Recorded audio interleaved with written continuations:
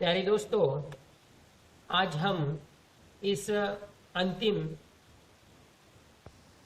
इकाई में फिर से जुड़ते हैं और आगे बढ़ते हैं। एक कंठ विस्पाई दुष्यंत कुमार जी का यह गीति नाट्य हम देख रहे हैं और चौथे दृश्य को हम देख रहे हैं। ब्रह्मा पर यदि मुझसे करो अपेक्षा तो मैं अपने मुंह से सेना को आदेश नहीं दे सकता। मैं पहले ही बता चुका हूं, यह सामूहिक आत्मघात है। इसके पीछे कोई जीवन दृष्टि नहीं, केवल आग्रह है। प्राणों की आहुति युद्ध के नहीं, सत्य के लिए होती है। यानी कि यहाँ पर ब्रह्मदेव के सम्मुख जो इंद्रदेव है वह खड़े हैं और वह कह रहे हैं कि भगवान शिवशंकर जी की सेना युद्ध करते हुए बहुत आगे तक आ चुकी है और इंद्रदेव ब्रह्मदेव से युद्ध की आज्ञा मांग रहे हैं।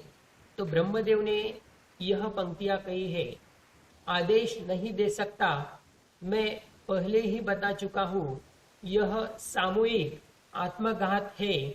इसके पीछे कोई जीवन दृष्टि नहीं, केवल आग्रह है।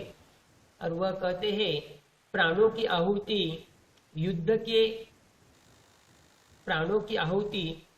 के नहीं, सत्य के लिए होती है। यानी कि जो प्राणों की आहुति दी जाती है वह सत्य के लिए दी जाती है, युद्ध के लिए नहीं। क्योंकि हमें पता है युद्ध से हमेशा सर्वनाशी होता आया हुआ है। और जिस रंगमंच पर यह नाटक प्रस्तुत हो रहा था उस स्थान पर ब्रह्मा के भवन का एक कक्ष, जिसमें इंद्र सेनापति के वेश में युद्ध करने के लिए भगवान की अनुमति लेने आए हुए हैं। इंद्र, हाँ, युद्ध के सिवा अब कोई विकल्प अवश्य नहीं है। महादेव शिवशंकर अपनी पूर्व नियोजित डांकिनी, शांकिनियों, प्रेतों और गणों की सेना लेकर देवलोक की सीमाओं पर चढ़े आए हैं। प्रभु आज्ञा दे। महादेव शंकर का पूजन अब युद्ध स्थल में ही होगा, ऐसा इंद्रदेव ब्रह्मदेव से कहते हैं। ब्रह्मा, देवराज तुम कृत निश्चय हो, सब परिणाम विचार लिए हैं तुमने। इंद्र, प्रभु परिणामों पर क्या सोचूं? हानि लाभ के संदर्भ में मान और मर्यादा के प्रश्न नहीं परखे जाते हैं। देखिए यहाँ पर इन्होंने बहुत बड़ी पंक्ति कही है, मान और मर्यादा के प्रश्न नहीं परखे जाते हैं, ऐसा कभी नहीं होता है। आगे, ब्रह्मा, मान और मर्यादा पर तुम थोड़ी सी गहरता से सोचो। किसी व्यक्ति के अपशब्द से या कि अकारण तुमको अपमानित करने से,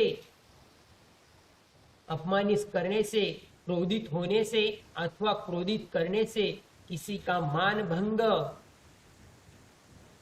किसी की मर्यादा खंडित होती है। यानी कि किसी को अपमानित करने से, किसी की मर्यादा छोड़ने से उसका मान अपभंग हो जाता है, ऐसा वह कहते हैं।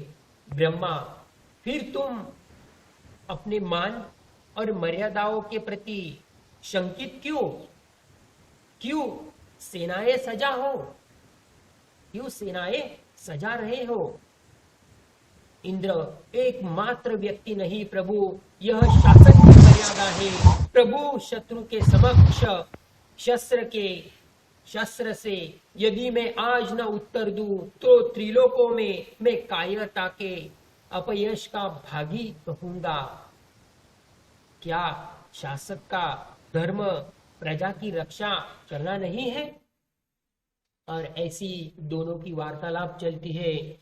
ब्रह्मदेव युद्ध करने के खिलाफ है और जो इंद्रदेव है वह युद्ध पर उतर आए हुए हैं और वह कहते हैं कि नहीं, मैं युद्ध ही करूंगा।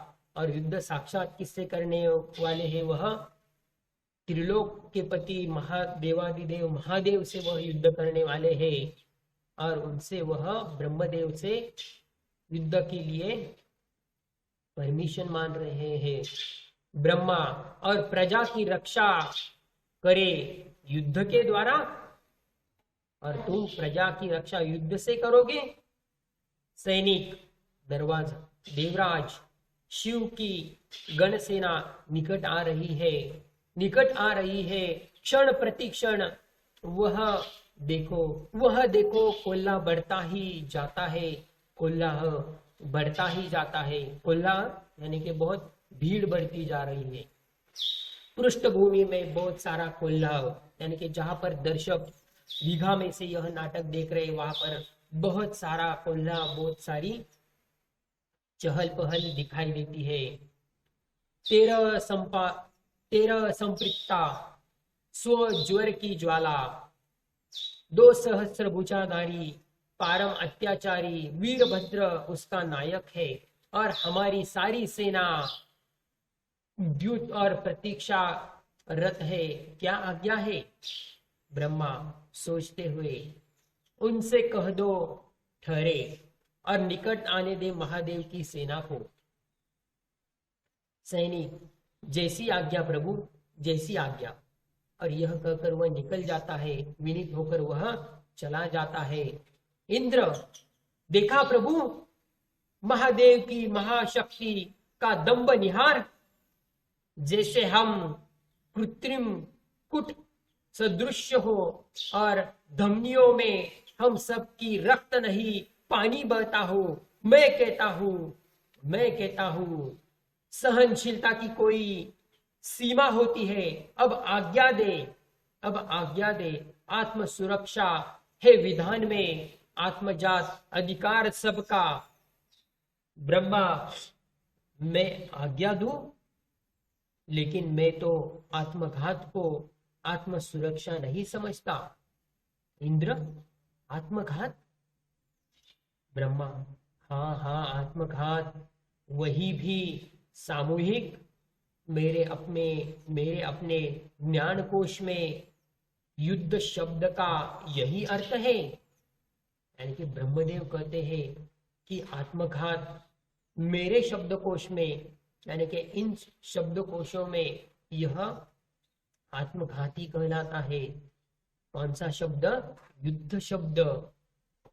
आगे, इंद्र, किंतु पराजय के कारण मैं नहीं देखता। मेरे पास शस्त्र की कोई कीमत नहीं है, मेरे पास अन्न की कोई कमी नहीं है, मेरे पास वस्त्र की कोई कमी नहीं है, और न मेरे योद्धाओं का क्षीण मनोबल, और न मैं आक्रमण में तो संरक्षक हूं। ब्रह्मा, लेकिन किसके संरक्षक हो? इंद्र, देवलोक का। ब्रह्मा, देवलोक के। सत्य के रक्षक को जय मिलती है। इंद्र व्यग्रता पूर्वक, और सत्य के संरक्षक वे शिव शंकर है, जो कि एक शव के कारण लड़ने को उद्युत हो गए हैं, न्याय मांगते हैं, जिनका अन्याय प्रतिहार, इसीलिए आपके न्याय की तुलना उधर है। आवेश में आकर, लेकिन क्षण भर पक्षपात से ऊपर उठकर यह बतलाओ, मेरी और नहीं है तो फिर सत्य किधर है? सहसा 2 सैनिक तेजी से प्रवेश करते हुए आते हैं।